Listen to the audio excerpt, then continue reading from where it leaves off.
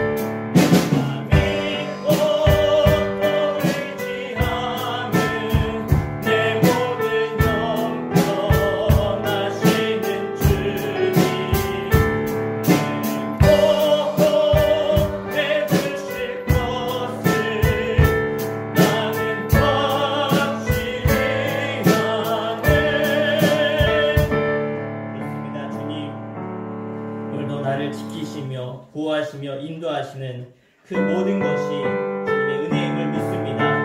그 은혜를 기억하며 내가 그들을 찬송하며 하나님께 영광 돌리기 원합니다. 주 나의 모습 보내, 주 나의 모습 보내,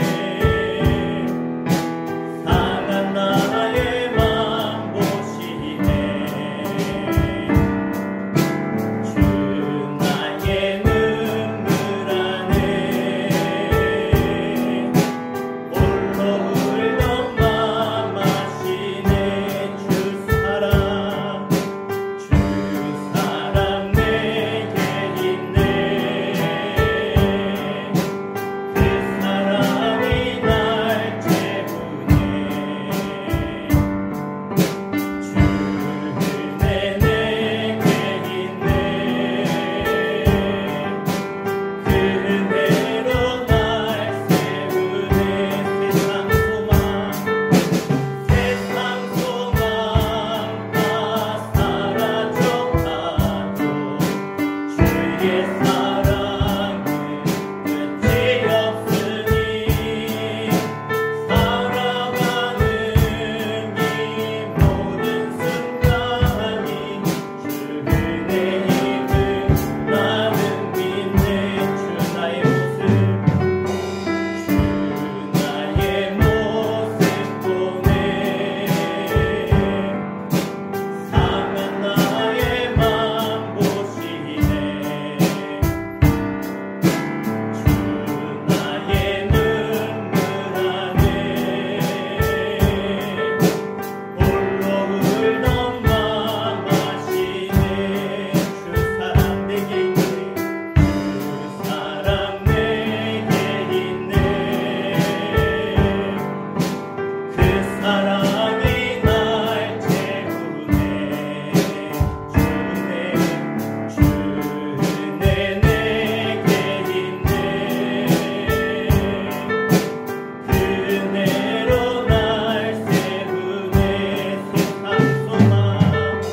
세상 소망 다 사라져가도 주의 사랑은 끝이 없으니 살아가는 이 모든 순간이 주 은혜임을 나는 믿네. 세상 소망 다 사라져가도 주의 사랑은 끝이 없으니 살아가는 이 모든 순간이 주 은혜임을 나는 믿네. 주 은혜임을 나는 믿. 주 은혜임을 나는 우리 함께 기도하겠습니다. 하나님, 우리가 살아가는 그 모든 순간순간이 하나님의 은혜였음을 시간 다시 한번 깨달으며 기억하며 고백하기 원합니다. 나를 지으신 분도 나를 만드시사 나를 인도하시며 나의 생명을 지키시는 분도 하나님이십니다. 그 하나님의 놀라운 사랑과 은혜가 다시 한번 이 시간 하나님을 예배하는 이 시간 우리 마음과 심령 가운데 고백되어지며 그 하나님을 높이며 찬송하며 예배하는 시간 되어질 수 있도록 인도하여 주시옵소서. 나의 소망은 주님께 있습니다. 주님만 바라보게 하여 주시옵소서. 우리 함께 합심해 기도하겠습니다. 주여, 할렐루야. 아버지 하나님, 하나님의 그 크신 사랑과 그 인자하심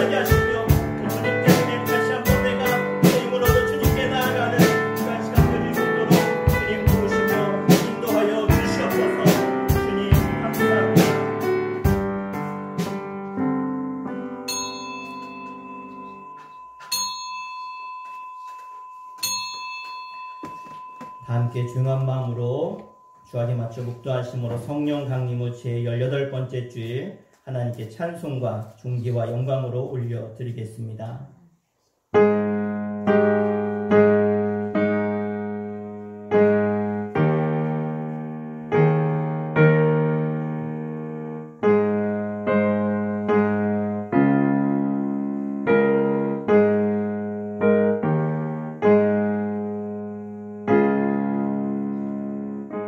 주여, 주는 대대에 우리의 거처가 되셨나이다. 산이 생기기 전, 땅과 세계도 주께서 조성하시기 전, 곧 영원부터 영원까지 주는 하나님이시니이다. 아멘. 다 자리에 일어나시겠습니다. 함께 왕이신 나의 하나님을 송축하며 찬양합니다.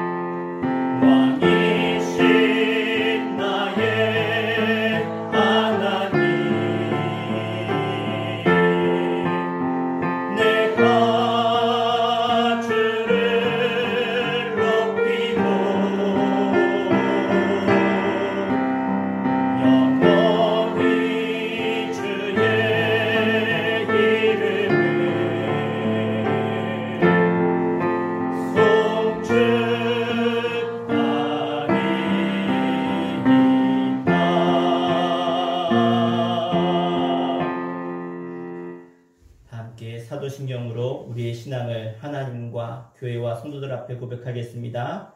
전능하사 천지를 만드신 하나님 아버지를 내가 믿사오며 그 외아들 우리 주 예수 그리스도를 믿사오니 이는 성령으로 잉태하사 동정녀 마리아에게 나시고 본디오 빌라도에게 고난을 받으사 십자가에 못 박혀 죽으시고 장사한 지 사흘 만에 죽은 자 가운데서 다시 살아나시며 하늘에 오르사 전능하신 하나님 우편에 앉아 계시다가 저리로서 산 자와 죽은 자를 심판하러 오시리라. 성령을 믿사오며 거룩한 공예와 성도가 서로 교통하는 것과 죄를 사하여 주시는 것과 몸이 다시 사는 것과 영원히 사는 것을 믿사옵나이다. 아멘.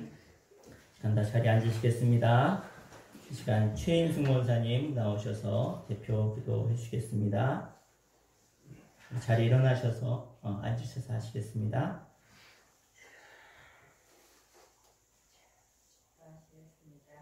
인간의 생사와 화복을 주관하시는 하나님 아버지, 은혜와 사랑에 감사드립니다. 아멘. 한 주간도 추석 명절로 무사히 지내게 하시고 이 시간도 주님의 날 주님전에 모이게 하시니 감사드립니다. 아멘. 올해는 유난히도 잦은 비와 태풍으로 힘들었지만 어려움 속에서도 결실을 거두는 풍요의 계절을 허락하신 주님께 감사드립니다. 아멘. 지금도 많은 사람들이 어려움 속에 있지만 추석 명절을 맞아서 모두가 즐겁게 보내게 하시고 사랑으로 하나 되는 가정이 되게 하심을 감사드립니다. 아멘.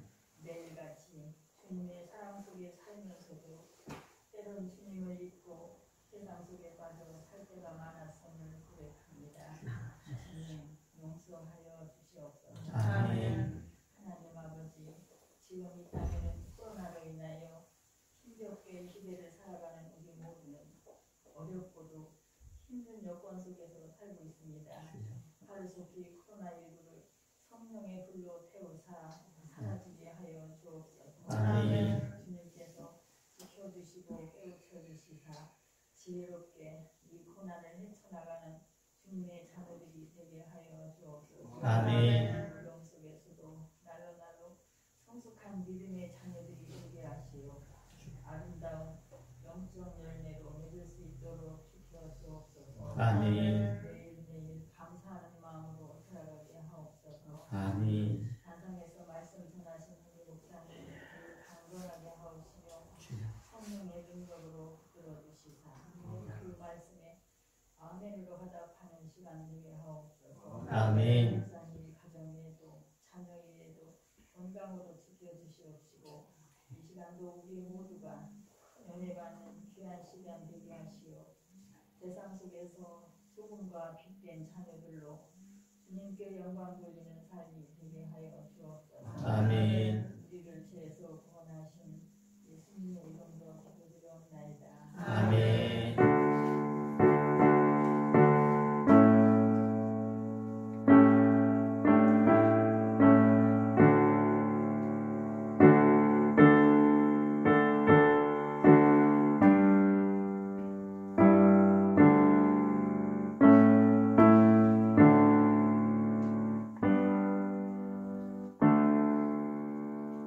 아멘. 다 함께 하나님 말씀 보도록 하겠습니다.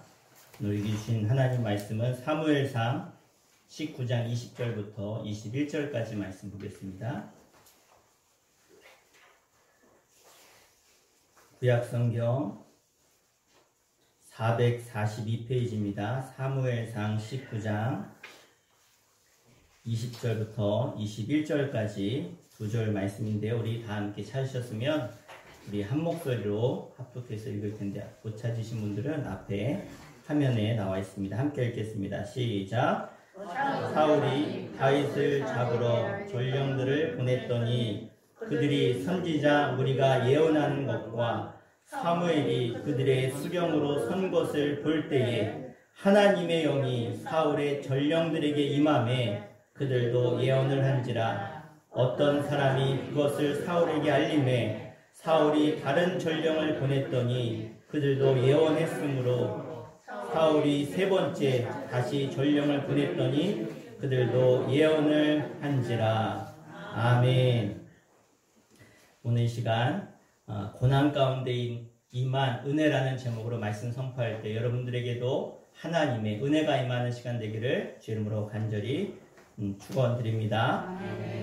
영어 단어 가운데 세렌디피티라고 하는 말이 있습니다. 영어에서는 이를 우연한 행운이다라고 사람들이 이야기합니다.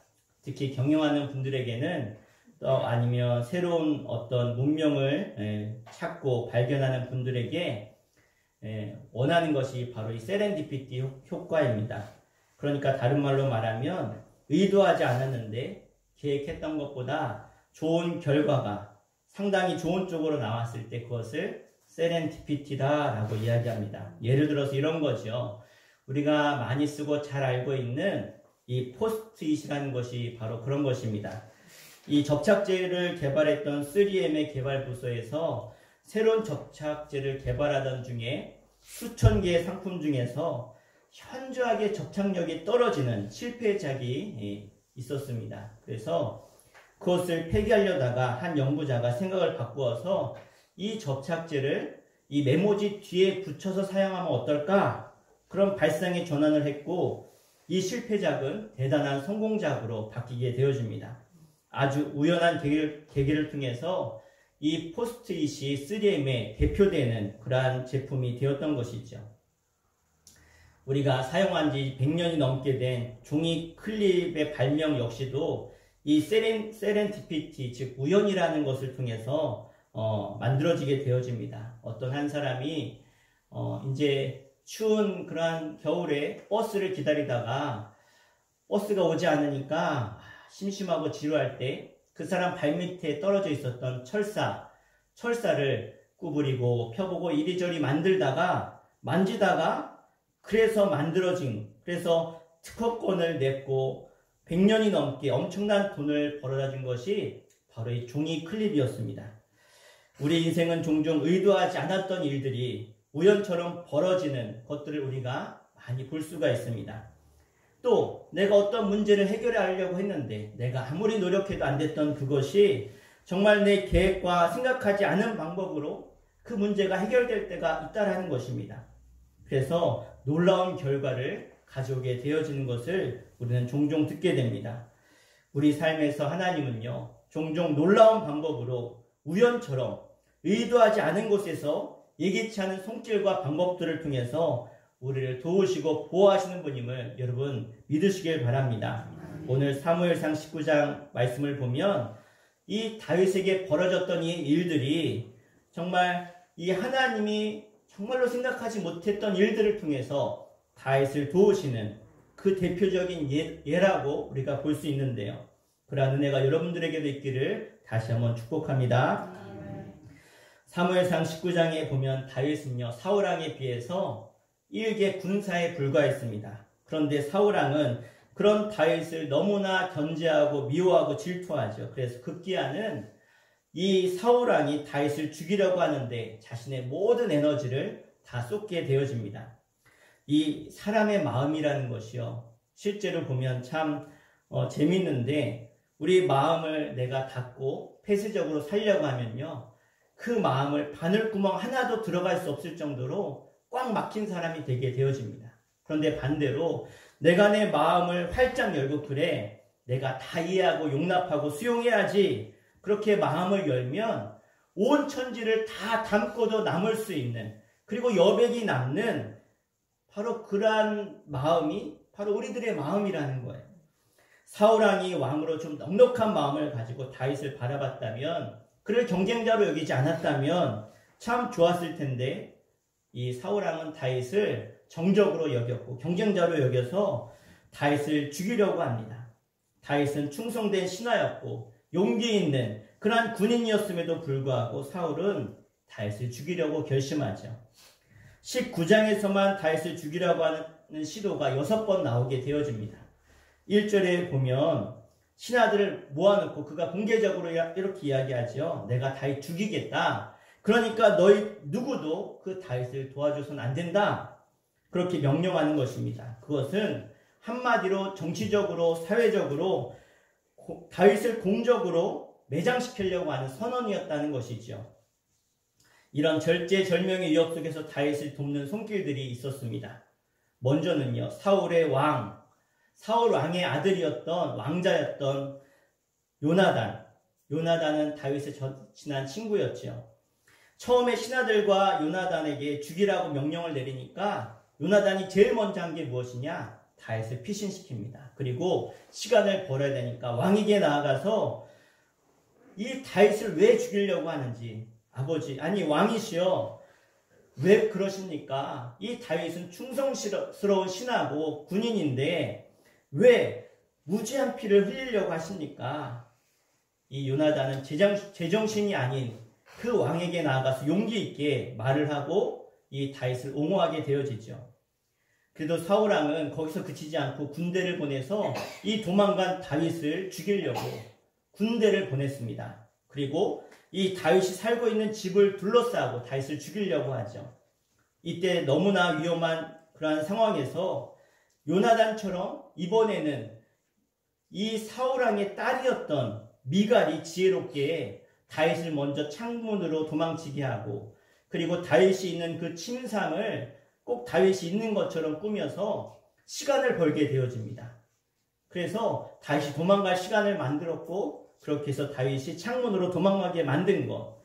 참 아이러니하게도 이 사건을 보면 사울왕, 다윗을 죽이려고 하는 것은 사울왕인데 그 사울왕의 자녀들도 덩달아서 이 사울왕이 죽이려고 하는 사람을 죽여야 될 텐데, 오히려 하나님은요, 이 사울왕의 자녀였던 요나단과 미갈을 통해서 다윗을 살리게 되어줍니다. 여기서 우리는 놀랍게 일하시는 하나님의 방법을 볼 수가 있습니다. 죽이려고 하는 사람이 사울이었다면 이를 막는 사람은 사울의 자식이었다는 것이죠. 원수가 죽이려 드는데 막아주는 사람이 원수의 자식이라는 것, 참으로 놀랍지 않습니까? 여러분, 하나님은요, 우리가 어떠한 위협과 어떠한 고난과 어려움이 있을지라도 하나님은 우리가 생각한 방법과 계획과 모든 것을 뛰어넘어서 우리를 구원하시는 분이심을 믿으시기를 바랍니다. 그래서 나를 도울 사람, 장소, 방법을 하나님은 다 준비하고 계시다는 거예요. 어느 때는 용기 있는 요나단을 보내시고 어느 때는 지혜로운 미가를 통해서 위기를 벗어나게 하신 것입니다.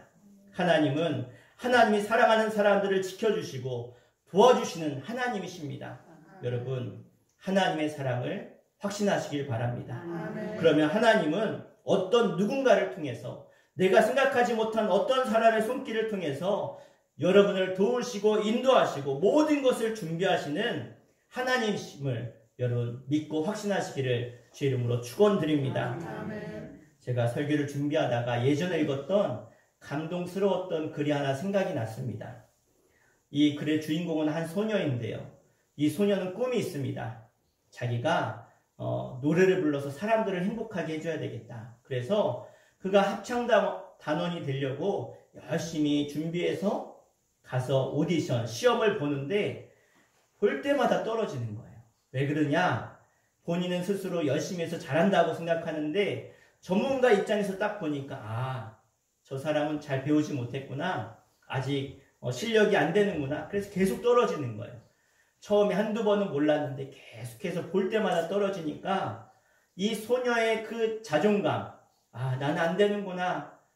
나는 될 수 없는 사람이구나. 더군다나 이 소녀는 집이 가난하니까 누구한테 레슨을 받을 수도 없어요. 그래서 실망해서 자신이 자주 가는 공원의 벤치에 앉아서 또 자신이 노래를 그렇게 좋아하니까 혼자 노래를 부르고 있는데 옆 벤치에 앉아있던 허름한 차림의 한 노인이 다가오더니 환하게 웃는 거예요. 그러면서 뭐라고 하느냐? 야, 얘야, 너 참 노래를 참 잘하는구나. 그래서 칭찬하면서 환하게 웃어주는 거예요. 근데 이 아이는 벌써 몇 번이나 실망해서 그래도 저렇게 웃어줘서 좋긴 하는데 내가 뭘 하겠어. 아무도 알아주지 않는데. 그런데 그 다음날 가서 또 벤치에 앉아있으면 그 할머니가 와서 야, 너 참 진짜 노래 잘한다. 너 참 예쁘다. 계속 칭찬해 주시는 거예요. 그렇게 한 달, 두 달을 그렇게 하다 보니까 자신감이 생겨서 열심히 노래하기 시작했어요. 그렇게 해서 수년이 지난 다음에 이 소녀가 좀 더 자라서 가수 경연대회를 나갔는데 이 소녀가 1등이 되어서 유명한 가수가 되었어요. 근데 자기가 가수가 됐고 나서 보니까 누가 생각나느냐? 자기가 그렇게 실망하고 어려울 때 자신에게 웃어주면서 참 너 노래 잘한다라고 했던 그 할머니가 생각나서 그 공원으로 달려갔어요. 근데 달려갔는데 할머니가 보이지 않아서 주변에 나이 드신 분들한테 막 수소문해서 물어보는 거예요. 할머니 보셨습니까? 이런 차림의 허름한 할머니 보셨습니까? 그랬더니 저 집에 가보라는 거예요. 그 집에 가봤더니 그 집 주인이 뭐라 그러느냐? 그 할머니가 연로하셔서 돌아가셨다는 거예요. 근데 그 집 주변에 그 가족들한테 어떤 얘기를 들었느냐? 놀라운 얘기를 들었는데 그 할머니는 기머거리였다는 거예요. 듣지 못하는 사람이었다는 거예요. 그러니까 그 옆에서 그 아이가 노래하는 걸, 입모양을 보면서 제가 노래하고 있구나. 그래서 가가지고 듣지도 못하지만 이 할머니가 마음의 귀로 들어서 그 아이를 칭찬했던 거예요. 야, 너 노래 잘한다. 그러니까 귀가 들리는 사람도 하지 못했던 일을 귀가 들리지 않았던 이 할머니가 마음의 귀로 듣고 그 아이를 칭찬하고 그래서 이 아이가 소망을 얻고 유명한 가수가 됐다는 거예요. 여러분, 이 이야기는 이 소녀만의 이야기가 아닙니다. 저와 여러분의 인생에 뜻밖의 생각하지도 못했던 곳으로 인도하시고 갚으시고 해결하시는 그 하나님, 우리를 칭찬하시는 하나님, 그 하나님이 바로 우리의 하나님이심을 기억하시길 바랍니다. 하나님, 우리가 전혀 예상하지 못한 방법으로 도우실 때 우리는 그것을 뭐라고 합니까? 은혜다라고 하는 거예요. 그게 바로 하나님의 은혜예요. 우리에게 정말 필요한 게 뭘까? 우리가 정말 생각하지도 못하고 상상하지도 못했던 일들을 통해서 하나님이 우리를 도우신다는 거예요. 여러분, 우리는 이 하나님의 도움이 없이는 한순간도 살아갈 수 없는 것이 우리의 인생임을 기억하시길 바랍니다. 저는 오늘 이 예배에 참석한 여러분 모두를 축복합니다. 여러분 모두에게 하나님의 그 놀라우신 은혜가 여러분 인생 가운데 임하기를 주 이름으로 간절히 축복합니다. 아담에게 하와를 주신 것은 하나님의 은혜였습니다. 그 많은 사람 중에 이세 아들 중에 아무도 다윗을 인정하지 않았지만 그 막내 말지였던 다윗을 왕으로 세우신 것은 하나님의 은혜였습니다. 그 두렵고 떨리는 거대한 골리앗에게 물맷돌을 던졌을 때 그 물맷돌이 골리앗의 이마에 딱 박히게 하신 것도 하나님의 은혜인 줄로 믿습니다. 이스라엘 백성들을 저 노예 생활에서 출애굽하게 하신 것도 하나님의 은혜인 줄 믿습니다. 하나님의 은혜, 말로 형용할 수 없는 은혜, 베드로 같은 정말로 어부 출신의 사람들이 인정하지 않는 그 인생 가운데 찾아가셔서 그를 제자 삼으신 것도 하나님의 은혜입니다. 오늘 죽음의 위기에 있을 다윗을 그 건지시는 사울왕의 자녀를 통해서 건지시는 것도 하나님의 은혜인 줄 믿습니다. 사랑하는 우리 시청교회 여러분, 여러분에게 정말 필요한 것이 무엇입니까? 그것은 바로 하나님의 은혜입니다. 여러분 삶이 위기 가운데 계십니까? 어려운 가운데 처해 계십니까? 내가 어떻게 이겨낼지, 어떻게 살아가야 될지 막막하십니까? 그렇다면 기대하시길 바랍니다. 하나님의 사랑하는 하나님의 자녀이기에 하나님이 나를 어떻게 도우실지, 하나님이 나에게 어떻게 역사하실 것인지 여러분 그것을 기억하시고 믿고 확신하실 때 하나님은 여러분을 도우실 것입니다. 가까운 사람을 통해서 혹은 멀리 있는 사람들을 통해서 하나님이 사람들을 보내주십니다. 전능하신 하나님은 우리를 위해 준비하고 예비하고 계신 줄 믿습니다. 저도 때때로 그런 하나님의 은혜를 하나 많이 느끼는지 모릅니다. 어느 날 전화가 와서 목사님 잠깐 찾아뵐게요. 지난주에 제가 예전에 5, 6년 전에 사역했던 강원도 교회에서 부목살이 있었던 교회에서 두 분이 찾아오셨어요. 찾아오셔서 목사님 갑자기 생각나서 찾아왔습니다. 그러면서 많은 것을 가져오셨더라고요. 준비해 오셨더라고요. 정말로 하나님이 이렇게 또 채우시고 도우시는구나. 우리를 도울 사람을 하나님은 늘 예비해 놓고 준비하고 계신 줄 믿습니다. 사울왕의 계획된 죽음의 위협 때문에 더 이상 견디지 못하고 이제 다윗이 도망가게 되어지죠.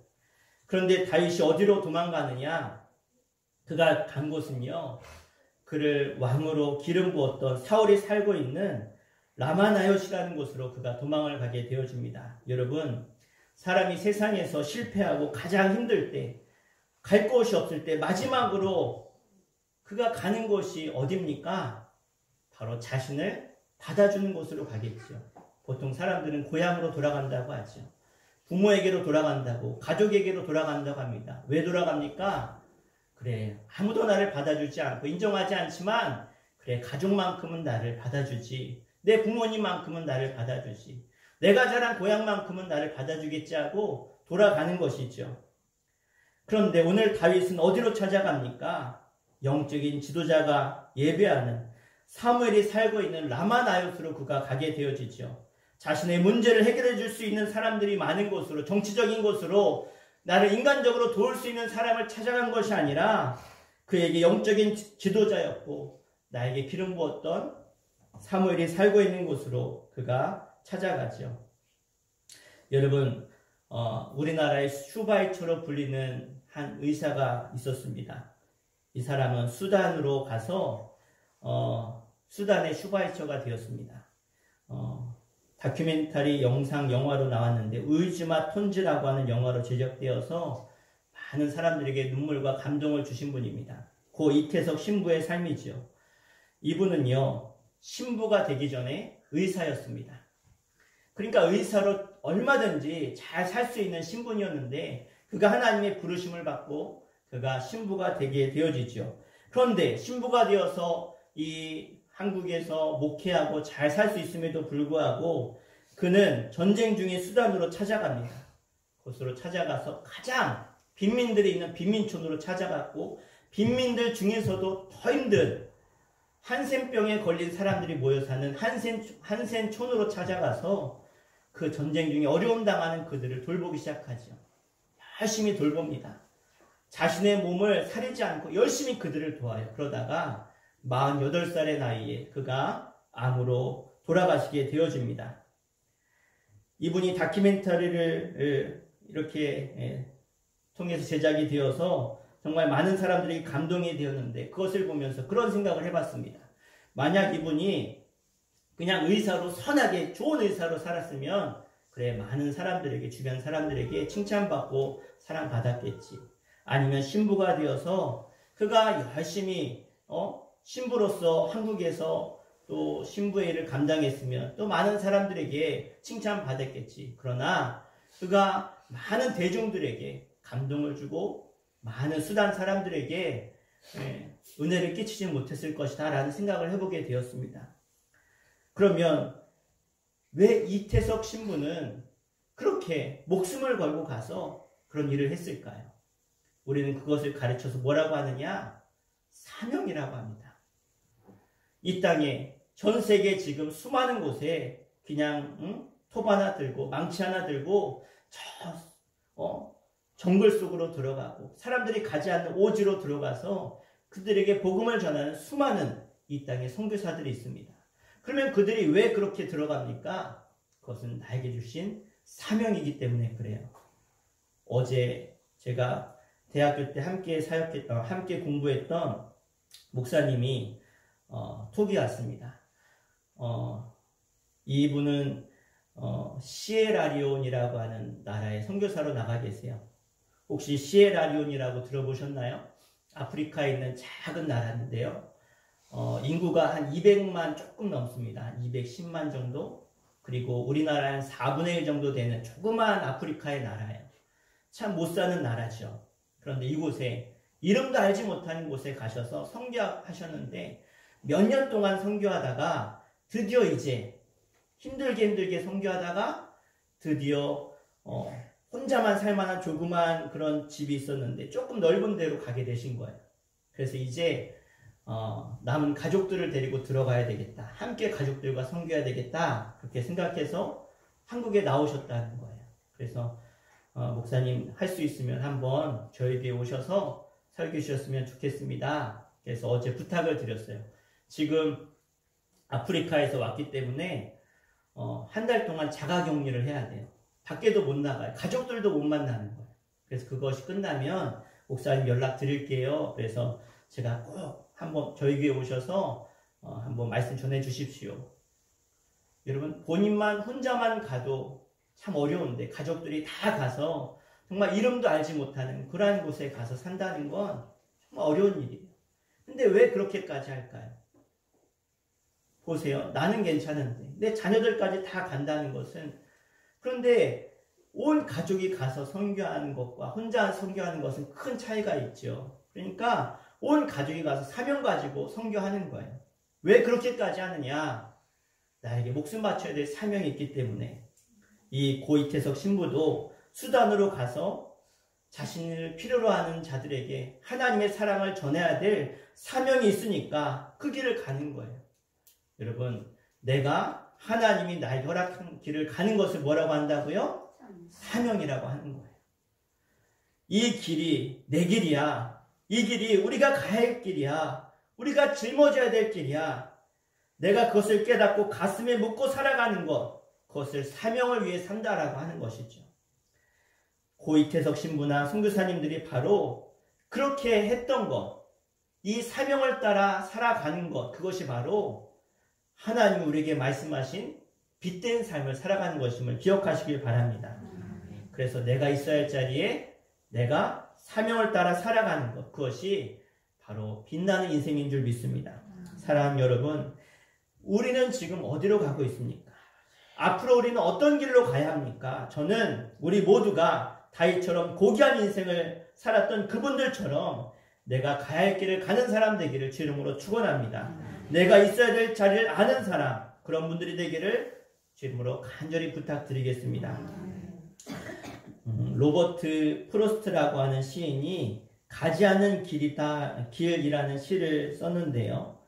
그 시의 맨 끝에 이런 글이 있습니다. 제가 읽어드리겠습니다. 우리 화면을 보시면 될 것 같아요. 훗날에 나는 어디선가 한숨을 쉬며 이야기할 것입니다. 숲속에 두 갈래 길이 있었다고, 나는 사람이 적게 간 길을 택하였다고, 그리고 그것 때문에 모든 것이 달라졌다고. 여러분, 인생은요, 두 갈래 길 중에 하나를 선택해야 된다. 시인은 오늘 그렇게 이야기하고 있습니다. 사실 많은 사람들이 두 길을 다 갈 수 있다라고 생각하지만 실제로는 갈 수 있는 길은 한 길입니다. 그리고 그 선택한 길 때문에 우리 인생은 반드시 달라지게 되어져 있습니다. 여러분, 우리는 두 갈래 길, 세 갈래 길, 네 갈래 길 어느 길로 가야 되는가 우왕좌왕하십니까? 그랬을 때 한 가지 길, 바로 하나님이 여러분에게 말씀하신 사명의 길을 걸어갈 수 있는 여러분 되시기를 주 이름으로 부탁드립니다.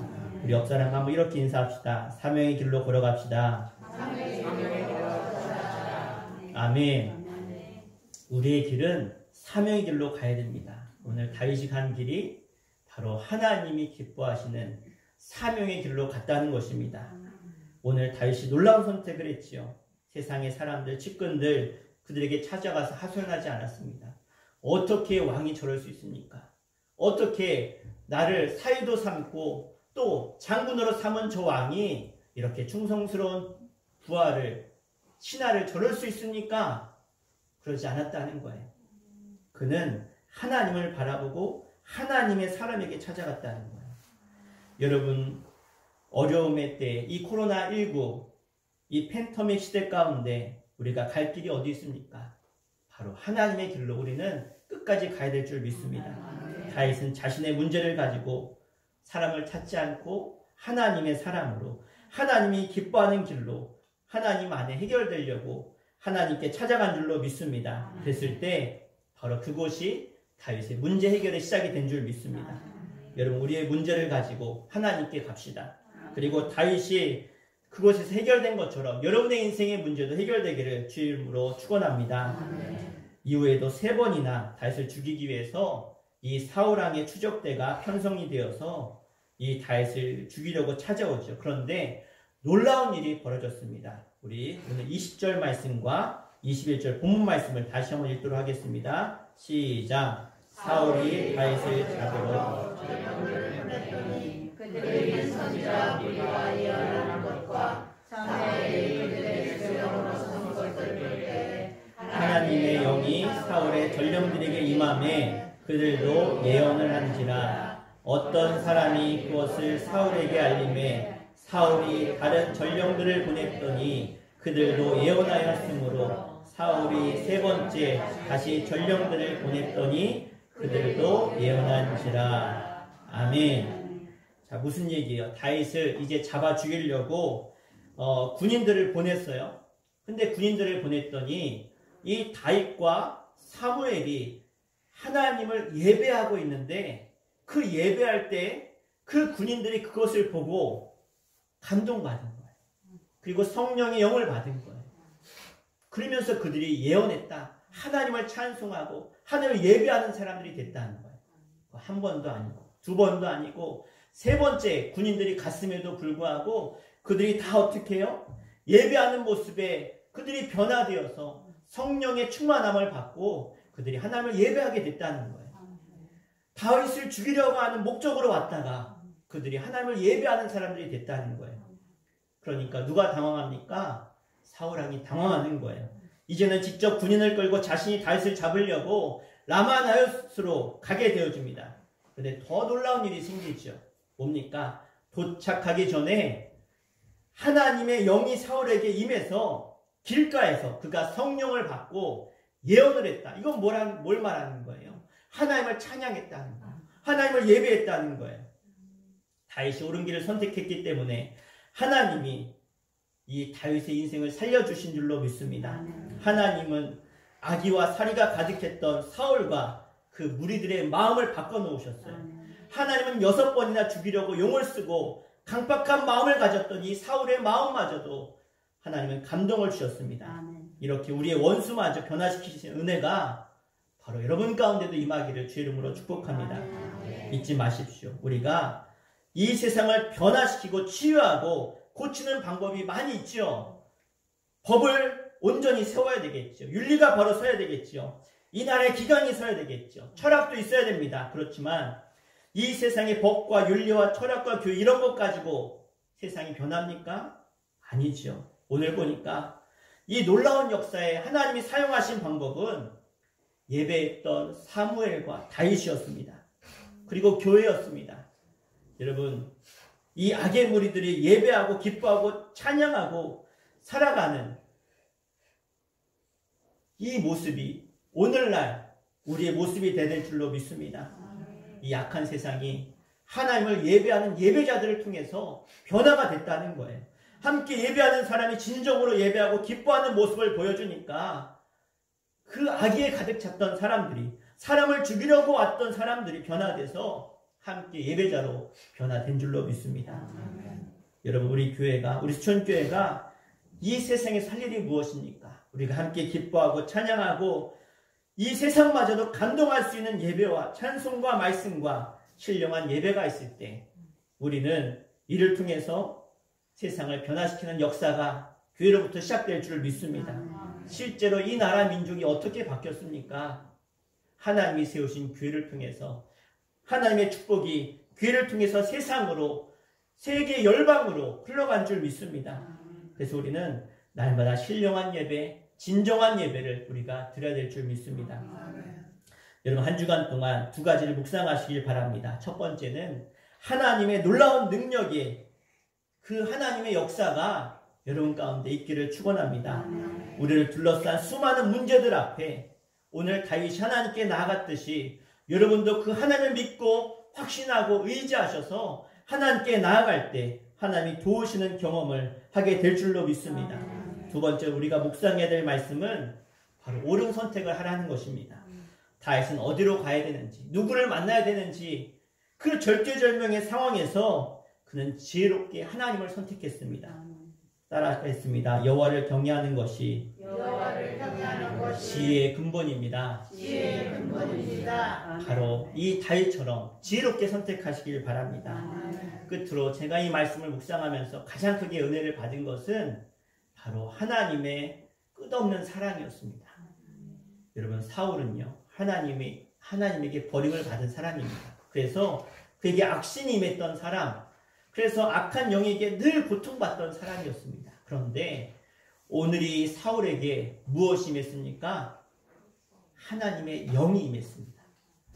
다윗이 예배하니까 그렇게 악신으로 고생하던 이 사울에게 하나님의 영이 임했다는 거예요. 사울이 뭘 한 게 아니에요. 하나님을 예배하다가 받은 게 아니에요. 그럽니다. 하나님의 영이 임했다는 거예요. 저는 여기서 그렇게 하나님 앞에 범죄하고 죄짓고 악하게 살아가는 이 땅의 많은 사람들에게 여전히 하나님은 그들을 사랑하고 계시는구나. 정말로 하나님의 나라를 멸망했던 저 니느웨 성을 사랑하셔서 요나를 보냈듯이 하나님은요, 이 사울에게 하나님의 영을 부으셨다는 거예요. 그리고 하나님을 예배하겠다는 거예요. 저는 이것을 통해서 하나님이 얼마나 하나님의 사람들을 사랑하시는지. 그런데 하나님이 그렇게 그를 사랑할 때 사울왕은 거기서 돌이켰어야 돼요. 그래, 내가 죄인이었구나.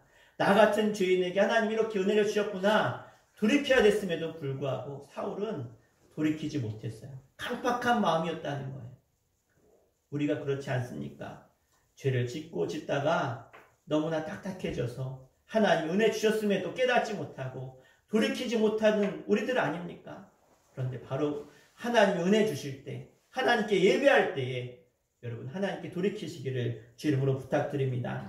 하나님 지금도 우리에게 이 자리에 불러주신 것은 기회를 주셨습니다. 회복의 기회를 주셨습니다. 우리의 삶의 기회가 찾아왔습니다. 여러분, 하나님이 여러분 부르실 때에, 은혜 주실 때에 그 은혜를 놓치지 마시고 그 은혜를 붙잡고 하나님의 사람으로, 축복의 사람으로 승리하시기를 주 이름으로 간절히 축원합니다. 우리 함께 기도합시다. 우리 기도할 때 하나님, 오늘 우리를 부르셔서 우리의 고난 가운데 은혜 주심을 감사합니다.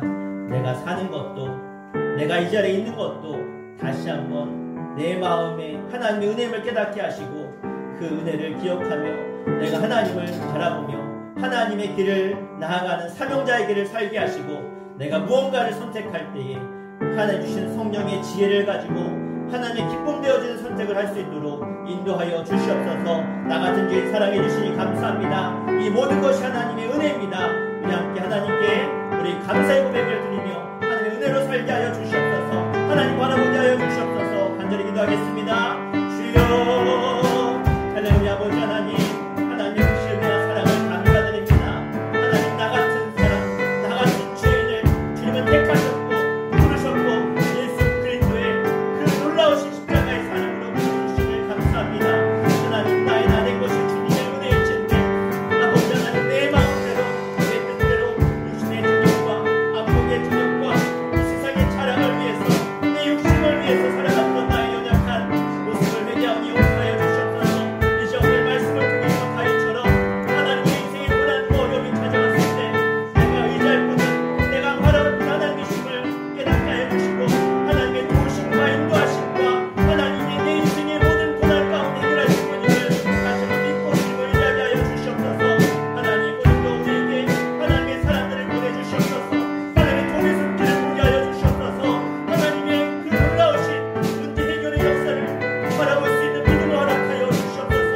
하나님, 오늘 우리에게 부르셔서 하나님의 길을 가라고 그를 사명자로 하나님의 일꾼으로 부르신 줄 믿습니다. 하나님, 사명 감당할 때에 우리가 불타오른 의의 주시고 끊이지 아니하시는 주님을 바라보게 하시고 하나님, 우리가 바른 선택과 바른 길로 걸어갈 수 있도록 하나님 우리에게 성령의 지혜를 허락하여 주시옵소서. 끝까지 나를 살아가사 나에게 영원한 지혜와 생명과 도움을 주시는 그 하나님을 의지하는 자들마다 하나님 은혜가 넘치는 역사를 허락하여 주시옵소서. 하나님, 오늘 하나님의 백성들, 하나님의 구원받은 하나님의 사람들이 함께 모여 예배했사오니 하나님, 우리에게 성령의 충만함을 부어주시고 성령의 지혜를 가지고 세상에 나아가 세상을 이기며 세상의 악한 것들과 원수된 것들과 더러운 것과 음란한 것들을 싸워 이길 수 있는 능력의 사람들 되게 하여 주시옵소서. 하나님, 고난과 어려움 가운데 있는 자가 있다면 하나님, 저들에게 하나님의 사람들을 붙여주시고 하나님, 저들의 인생이 정말로 하나님의 도우심으로 세상이 감당하지 못할 하나님의 사람들로 세상에서도 승리하며 하나님께 영광 돌릴 수 있도록 인도하여 주시옵소서. 오늘 다윗을 지키시며 그에게를 인도하신 것처럼 하나님의 백성들에게 은혜 주사 저들의 인생과 가정과 일터와 삶의 현장을 지켜주시고 하나님의 길로 담대하게 걸어가는 사명자의 삶을 살아가는 하나님의 군사로서, 하나님의 자녀로서, 하나님의 충성된 일꾼으로 다윗처럼 쓰임받게 하여 주시옵소서. 한 주간도 주님이 승리케 하실 줄 믿사오며 살아계신 예수의 이름으로 간절히 기도옵나이다. 아멘. 할렐루야. 오늘도 하나님의 은혜가 여러분 가운데 충만히 임한 줄 믿습니다. 우리 찬송가 308장 하시면서 준비하신 예물 하나님께 공헌하겠습니다.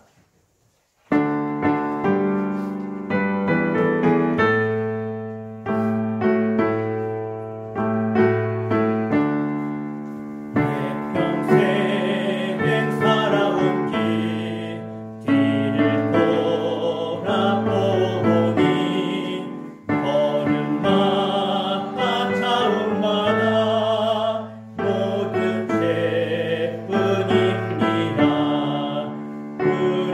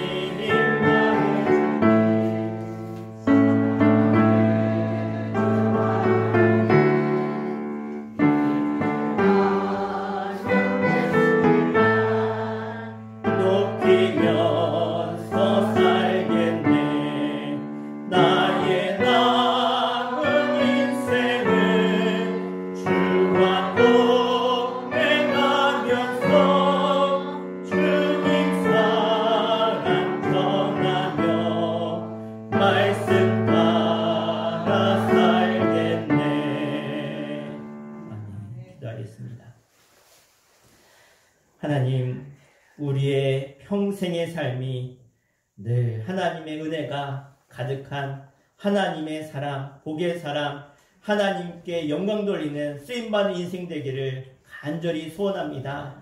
하나님, 내 인생이 내 마음대로 내 뜻대로 되지 않음을 너무나 잘 알기에 오늘도 그 하나님 그 한 분만을 바라보며 우리의 마음과 뜻과 정성과 시간을 드리며 물질을 드리며 하나님께 예배했사오니 주님, 이 모든 예배를 영광 받아 주시옵소서.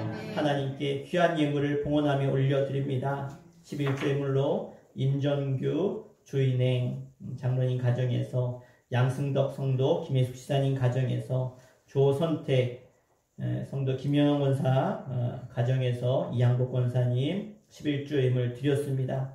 윤정 집사님 11조 예물, 유종 목사, 윤경희 사모 가정에서 드렸습니다. 이규영, 이규승, 이규민 어린이 11조 예물, 이규환 어린이 11조 예물 드렸습니다.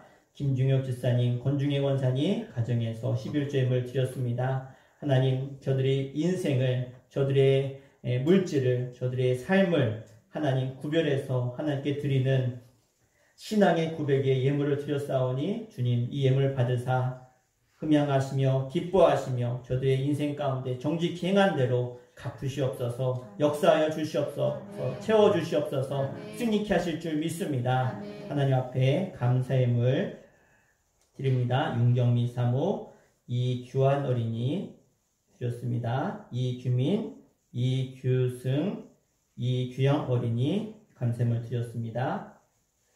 첫 번째 예물 이유정 목사, 윤경미 사모 드렸습니다.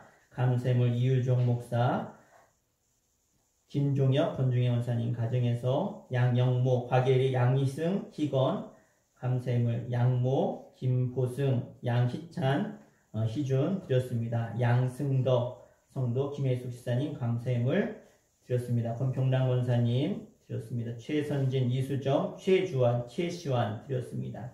최선혜, 김민서, 김수진, 김현우 드렸습니다. 최성승, 최인승 원사님, 또 김영현 권사님과 가족 일동 추석 명절 가족 예배 헌금 드렸습니다.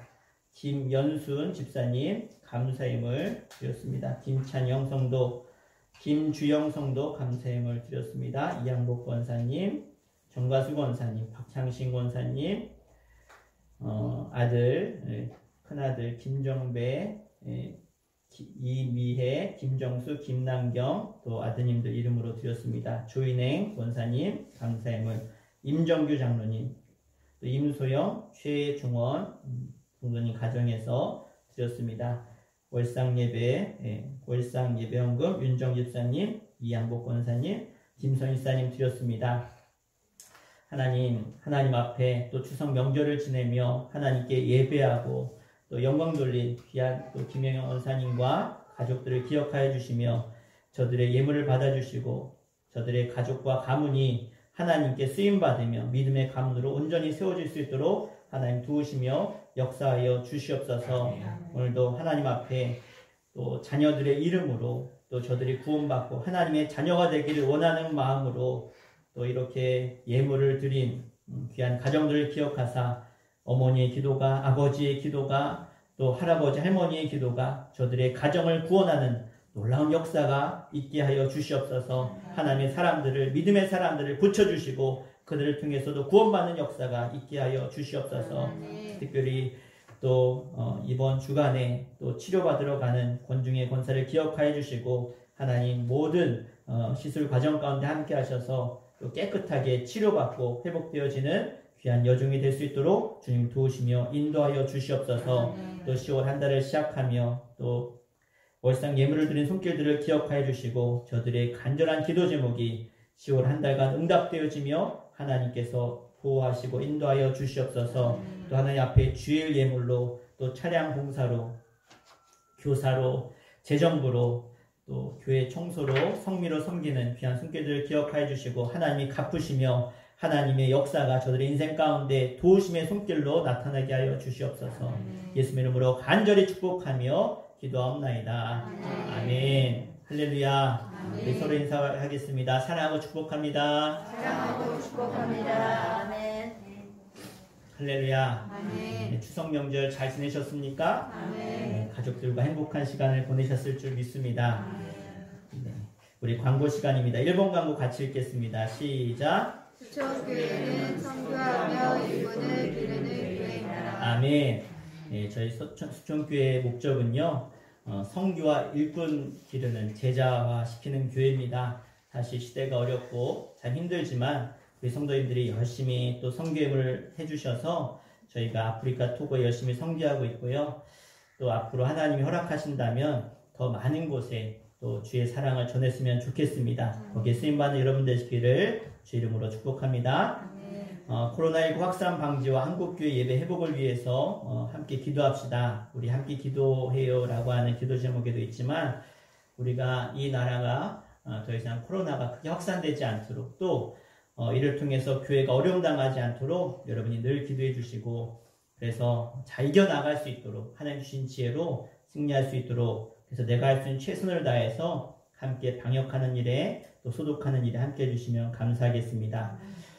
이번 돌아오는 주 수요 예배부터 저희들이 예배하려고 합니다. 오늘 돌아오는 7일날 그리고 또 금요 연합숙회로 9일날 모이도록 하겠습니다. 저녁 8시입니다.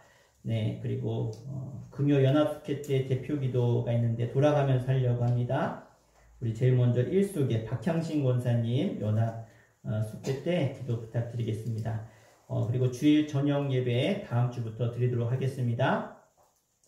10월 월삭 새벽 기도회가 내일입니다. 내일 월요일이지만 우리 함께 모여서 우리 한 달에 또 첫날을 명절 때문에 못 드렸는데 오늘 월요일 날 새벽 5시에 모여서 월삭 새벽 기도 모이고요. 차량 운행은 4시 반에 하도록 하겠습니다.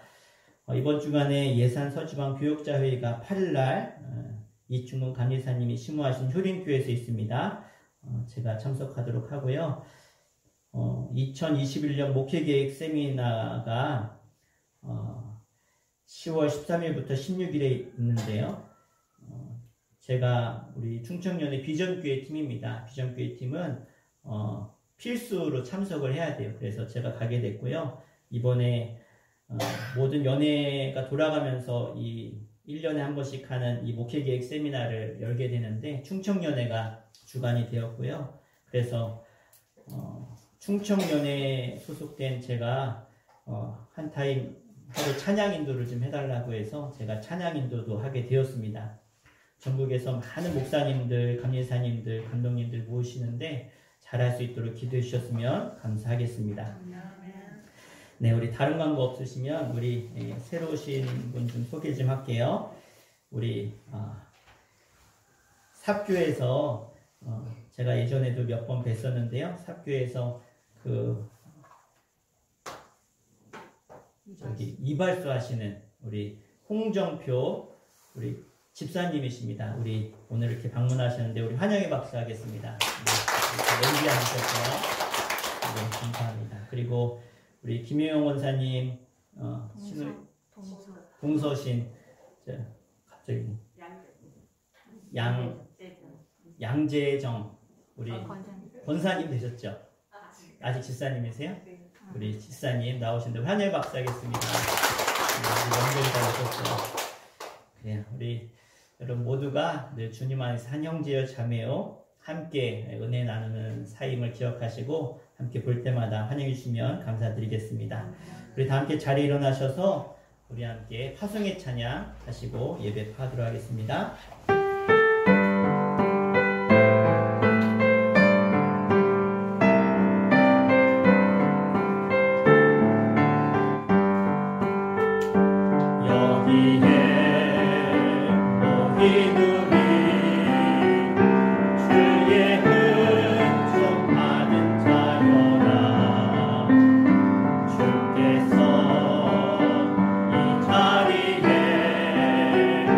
함께